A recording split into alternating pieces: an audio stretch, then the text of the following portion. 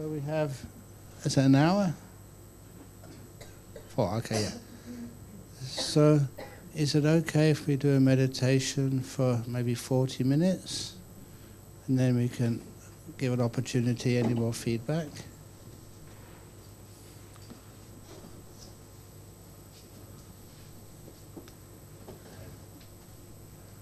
So one of the important parts of meditation, in order to have some peace in your mind, is being in the present moment. How do you get into the present moment? How can you let go of the past and also let go of the future? You'll find if you're kind to the past and kind to the future, it's easier to let it go, to soften it first of all. And as you soften the past and the future, one of the similes which I used at Lama Island a couple of days ago was that simile just from Shakespeare, all the world's a stage and all the people are actors upon it. In other words, all the people you think about, sometimes with anger or resentment in the past, and things which you yourself did. If we can be kind to those people in the past, you find it's easier to let them go. So don't have some sort of enemy in your past, or make yourself your enemy, what you did or said, but instead understand it, forgive it, learn from it. With that type of kindness, you will find it's easy to let the past go. And as for the future, if you have fault-finding mind, it's so easy to get so negative towards the future. You're not contributing to a much better future. So again, look at the future with a sense of kindness. It's easier not to worry about it. In the present moment, it can stay with you if you are kind towards it.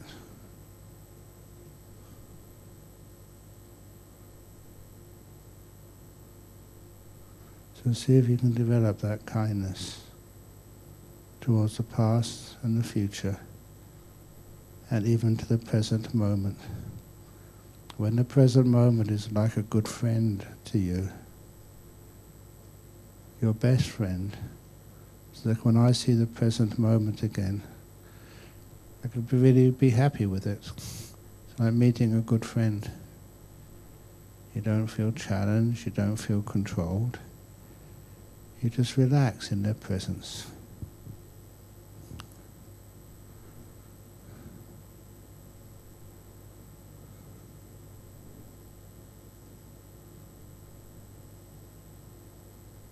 When you're in the present moment, it's easier to let go of all wanting,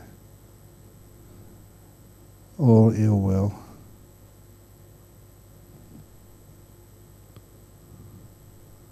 And the mind and body become more peaceful.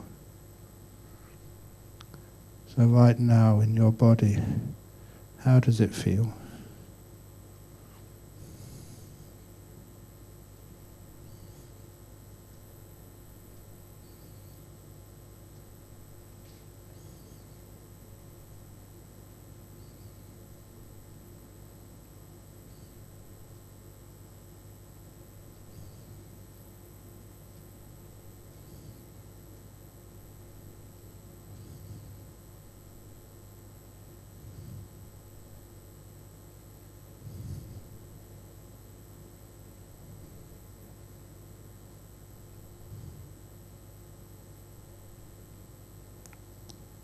So I'm aware of my legs, I'm aware of my butt, aware of my back and my arms and hands. neck and head. As I'm generally aware of the whole of my body, now I can direct my attention to anywhere where there's some tightness or tension.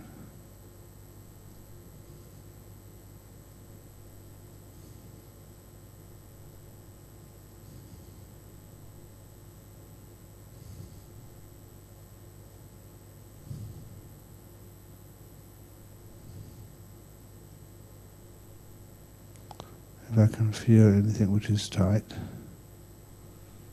surprisingly around my knees now for me, so I'll move my position of my knees, see if that makes it more comfortable. The knees are the most important thing in the whole world to me now, and I try to care for them.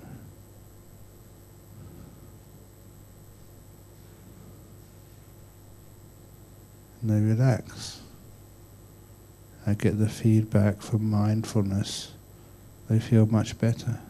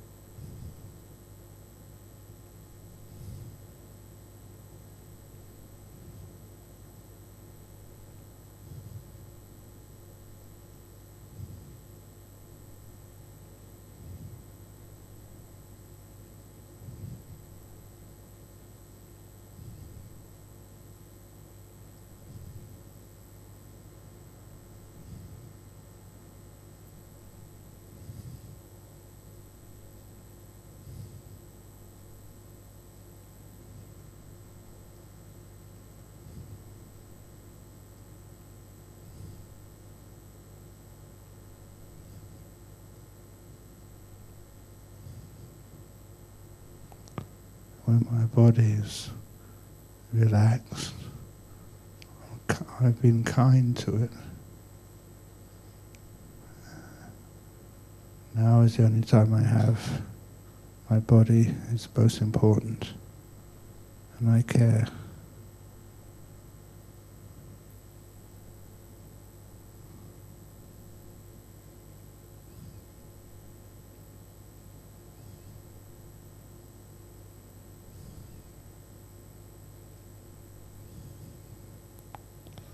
When I'm with my body like this, it soon becomes so relaxed.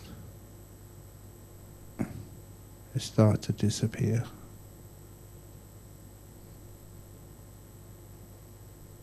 I can be aware of my mind. Sometimes people don't understand what a mind actually is. So I ask people to choose to be aware of something like peace, because peace is part of your mind and one of the most important parts of it. So ask yourself, how peaceful are you? And give it a number from 1 to 10. 1 is really peaceful. 10 is agitated. And get to know the causes for becoming more peaceful.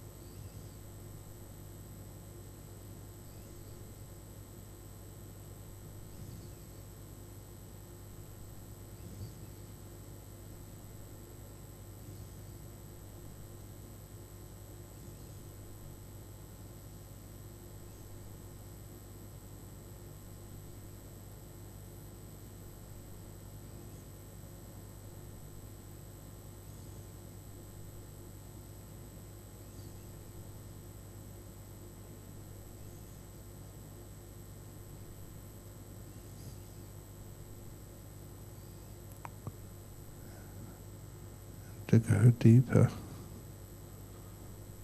I learn to be silent, not giving anything name, not trying to figure things out with words. We're developing what's known as emotional intelligence. How to be peaceful and still.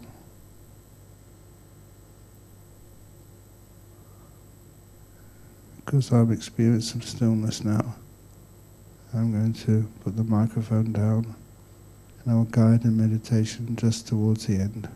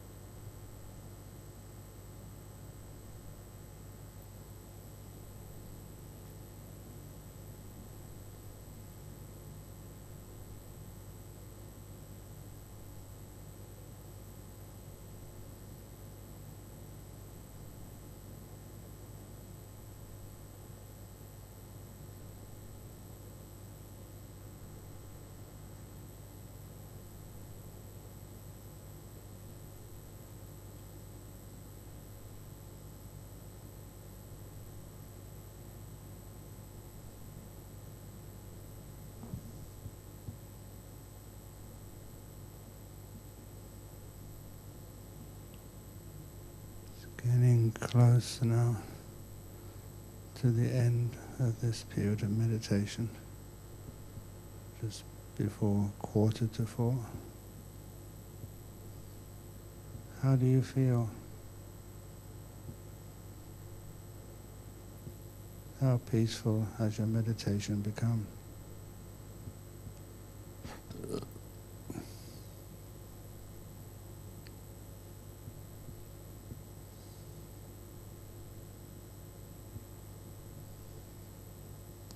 What does it feel like?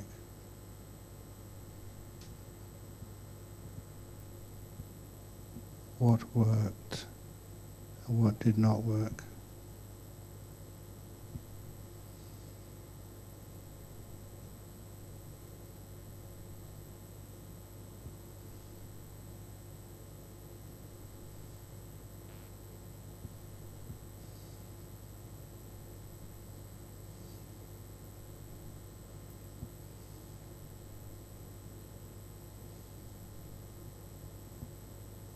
How does the body feel?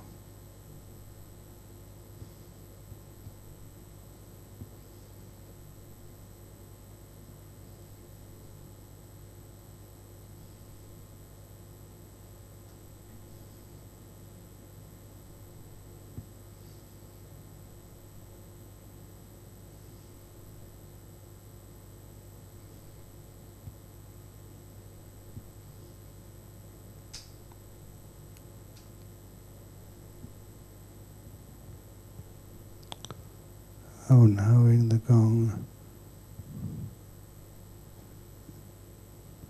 to give a signal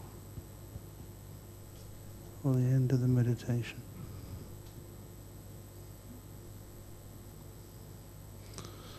Only I can't see the gong bonger.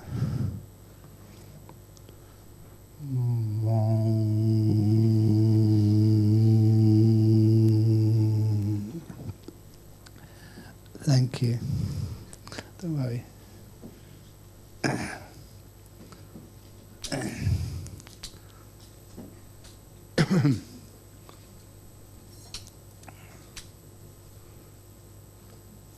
And thank you for giving me the opportunity to meditate as well instead of keep talking.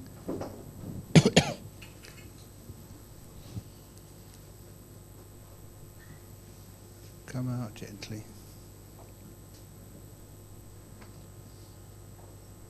Little by little, it's not. When you have a community which meditates together, sometimes you can share some of the experiences you have together and learn from one another. It's, again, the last question I was asked was really important. I hope I answered it the best I possibly could. But it's important because if you had any bad experiences after the meditation, that will tend to just mean the mind doesn't enjoy the meditation anymore. You'll move away from it. One of the things which I was taught, somebody said to me once, there's never a bad meditation. Every time you can learn from the meditations, you grow from them. I know it's not quite the same way of learning and growing as in the world, where you want quick results. Sometimes the results are slow. It's like filling up a water jar. It takes a while to fill up, and you don't know how full it is now. You just keep on adding the water, drop by drop, and you know that one day that water in the jar will overflow. It kind of surprises you the day it does. You just keep on adding that water. But to encourage you, hopefully every day you see some results there. You're a better human being. And the mindfulness and the kindness, once it tends to see just how the mind can become still, it also generates this, what we call the absence of the 5 hindrances. When you don't want anything, you're not negative to anything, which means you're not wasting so much energy. You tend not to have sloth and torpor, not to have restlessness.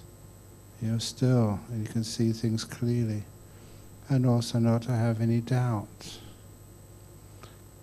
Those are the hindrances which stop one really seeing things as they truly are. And it doesn't matter what line of work or your profession is, sometimes to see things freshly, to see deeper into these things than anyone has ever seen before, to understand exactly what is going on. When after the meditation, you feel overly sensitive. You feel that. And after a while, when you don't try to get rid of it, you can kind of understand it. It takes a while for the mind to see something and penetrate it. You don't see it straight away.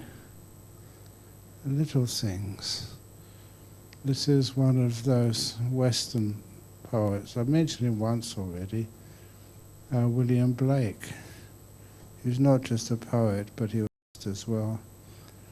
And this was, I think, the 17th century, a long time ago. And one of his lines, one of my favourites, was to see a world in a grain of sand, see a heaven in a wild flower, hold infinity in the palm of your hand, and eternity in an hour. In other ways, your perceptions get deeper. And you see, like, we have lots of wildflowers in Australia. These tiny flowers, if you're not looking for them, you can miss them so easily. But once you know they're there and you get someone to point them out to you, even though they're tiny, they become really beautiful. And once you can start looking at them with no judgment, no wanting, no negativity, as if they open out to you, you see them more clearly. And everything in your life, what you're doing, the meaning of life, becomes more apparent to you as you see it more and more and more clearly. To do that, you have to suspend all your judgments, everything you've been taught before, and to see them freshly. And even see a world in a grain of sand. Next time you see some sand on the path, pick one up. Look at it with a magnifying glass or something. It's not just a grain of sand, it's almost like a whole universe in there. Our mind becomes very perceptive. And hold infinity in the palm of your hand. Not going to look for it elsewhere. Seeing right here, right now. I know one of those explanations to see infinity in the palm of your hand, eternity in an hour. I remember just as a kid, before going to college, I had almost like a gap year, just because I did my exams too young. I went down to the United States in 1969, got bored with there. It was just the same as you've seen in Europe, but went down into Central America and goes in the Yucatan Peninsula, in the jungles there. And in those jungles, they were totally undeveloped. I remember going to get to where I was intending to reach.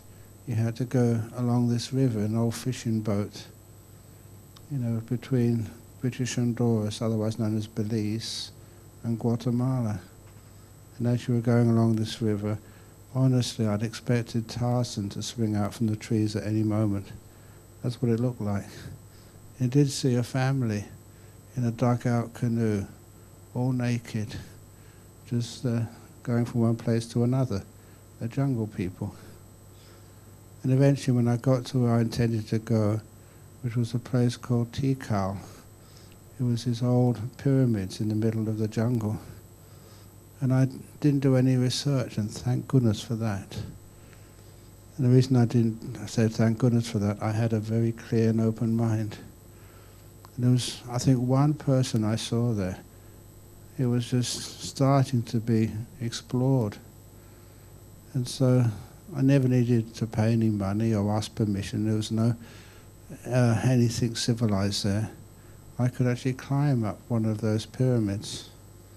And at the top you saw this little kind of room, just with one opening, not a door. It was like a temple. I didn't know what they were built there for. But then when you got to the top, number one, you could feel the wind on the top of that pyramid. You were above the tree line. You could feel things. It was fresh. But more importantly, as I looked at the horizon, that's the perception I got. You could see infinity in all directions, with nothing between you and the infinite. This is just a metaphor. Don't read too much into it. In other words, there's nothing blocking you and seeing forever. And these was 1969, before we had Google Maps. And I could see where I'd come from the day before. It was clear up on top of that pyramid, and you could see such great distances. I kind of imagined what it would be like to be a little boy or girl born in that jungle and taking up one of those pyramids for the very first time, and see the whole world in which you lived spread out before you like a Google Maps. But now you're actually seeing it clear, live, fresh, and nothing blocking you and seeing forever. And that was really fascinating. It's very hard to find those spaces these days where you can see forever, where no one interrupts you, where no one tells you what to look at, but tells you just how to climb that pyramid and to see above the jungle of our world, with all its concerns, with all its problems, with all the talks, and to see yourself forever. Let's hold infinity in the palm of your hand, and eternity in an hour, basically free of time. It's rotten to keep looking at this clock and knowing I have to leave at 4. So I apologize for that. I'm in prison today, in prison of time. But I must also say there was many wonderful memories of being a young monk in Thailand. We didn't know the day of the year. We didn't know whether it was March or February or whatever. We kind of knew what season it was. Cold season, hot season, rainy season. But even that is difficult now. When it's supposed to be cold, it's hot. When it's supposed to be wet, there's a drought. Life is more complicated. It was wonderful when you didn't know the time, the dates. You were timeless. It's lovely to have that kind of freedom. So you don't have to go anywhere. You don't have to have watches or clocks. You get up in the morning when you get up, and you can just meditate or go for a walk. No place you can be late for. It's kind of freedom. A world free of time. Anyway, that's just being nostalgic. Okay. Hey, that's wrong. I haven't got a clue about time. I thought it was 3:45 a minute ago, and now it's 3:20. So anyway, any questions or comments before we start to sum up? How was the meditation? Did you kind of enjoy it? Excellent. But please, if you see some beautiful lights, don't expect them all the time. Yes?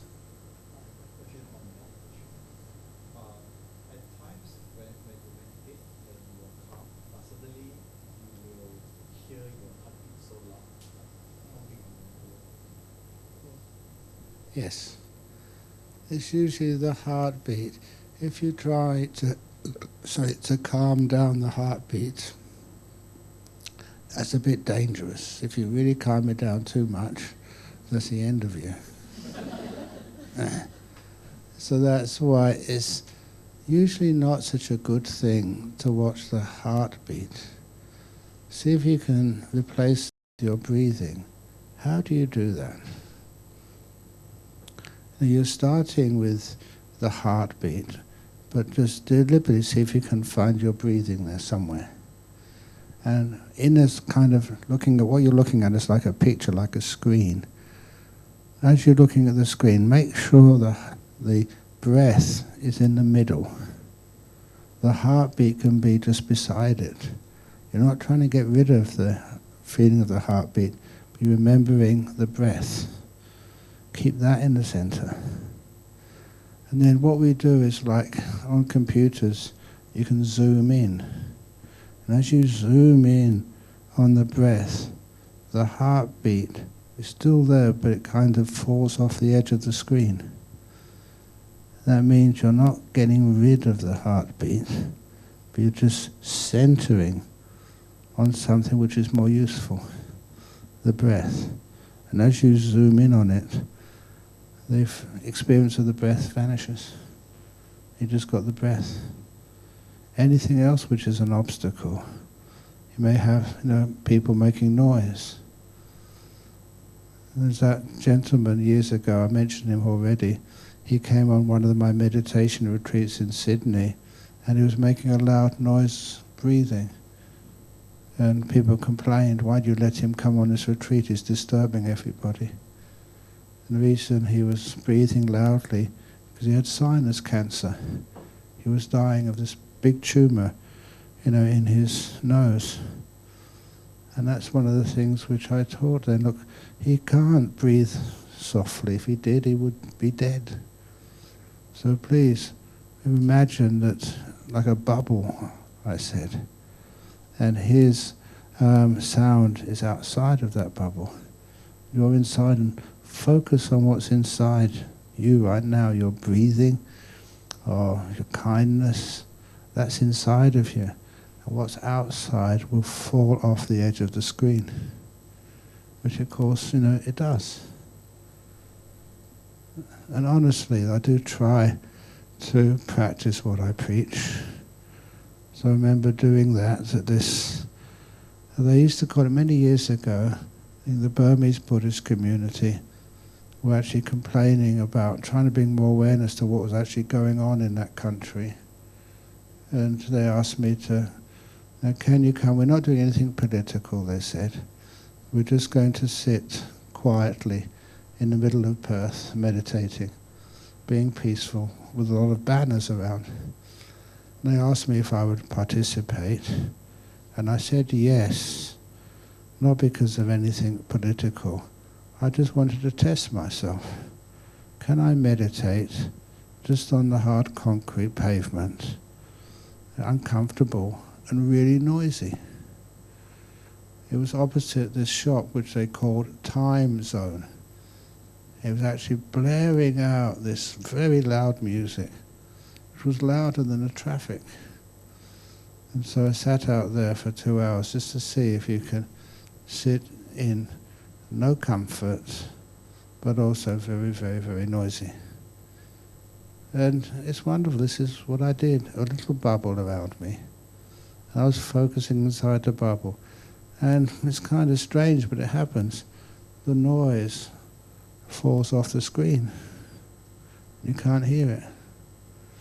It does help when what you're noticing is enjoyable. If you're seeing those lights, they're very beautiful, enjoyable. It gets much better than that even later on. And the more enjoyable it is, you naturally zoom into it. I don't know if any of you married women here wonder about your husband when they're watching the soccer or some important event in their life, or you're watching a movie and your husband says to you, darling, the dinner's ready. They don't ignore you, they just can't hear you. And you may be shouting in their ear. It's because what they're watching is so enjoyable, you have fallen off the screen. That's a wonderful thing to do in meditation. All those other disturbances, they just fall a long distance away as you are in this beautiful meditation. The more enjoyable it is, the easier it is to do.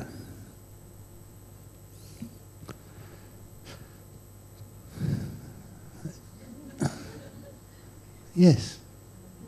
During meditation, my body makes some involuntary movement, like shaking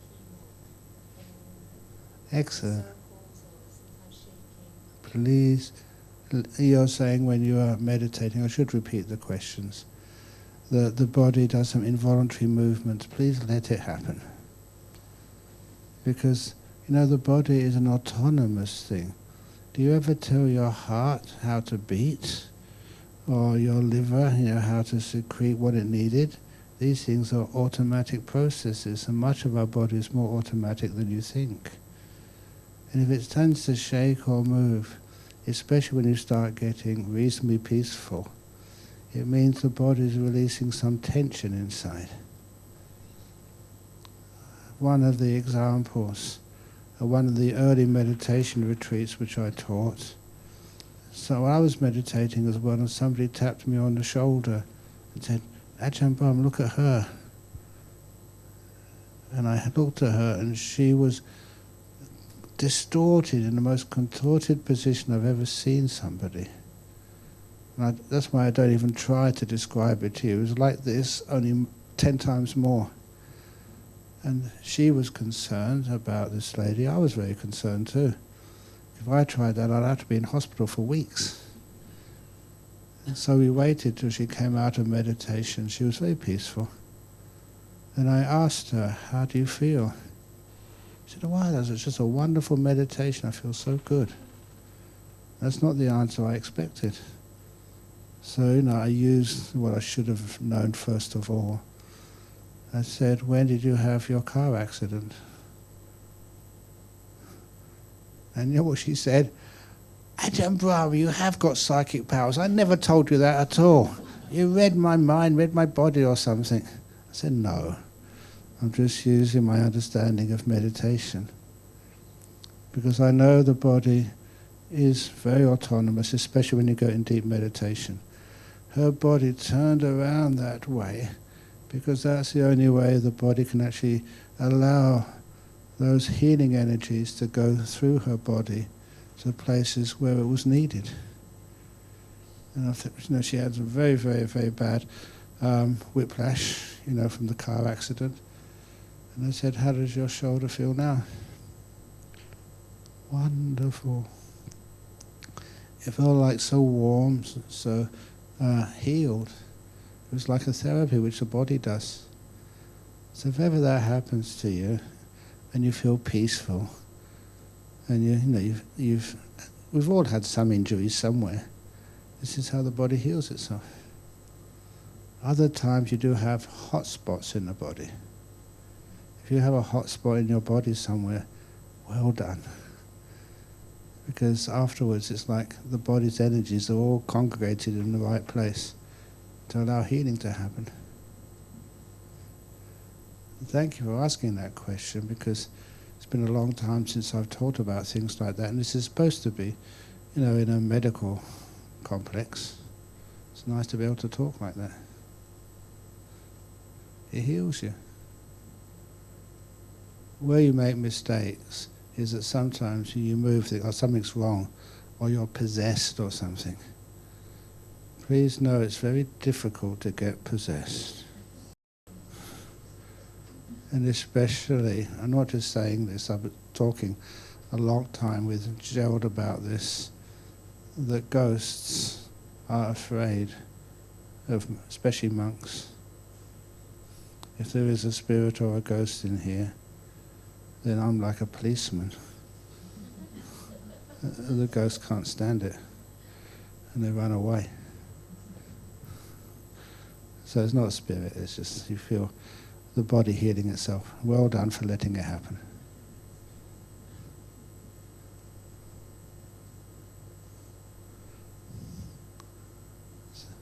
So how's it?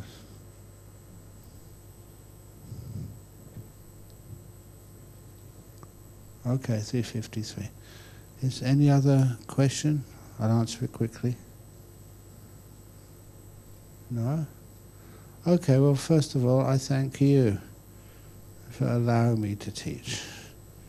And I often tell monks that say, why don't you give a deeper talk? And I said, because you don't allow me.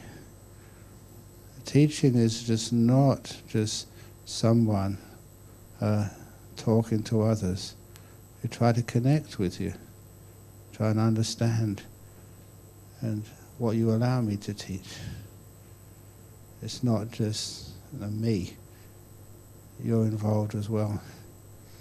And so when you get some nice meditators, it's more easy to teach deeper. So thank you for that.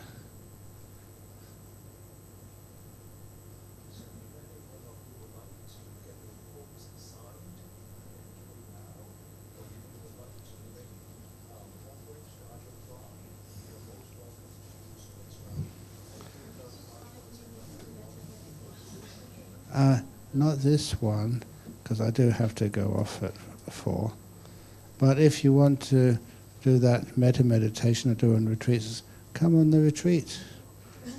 It's only just a few days. But I shouldn't do it now.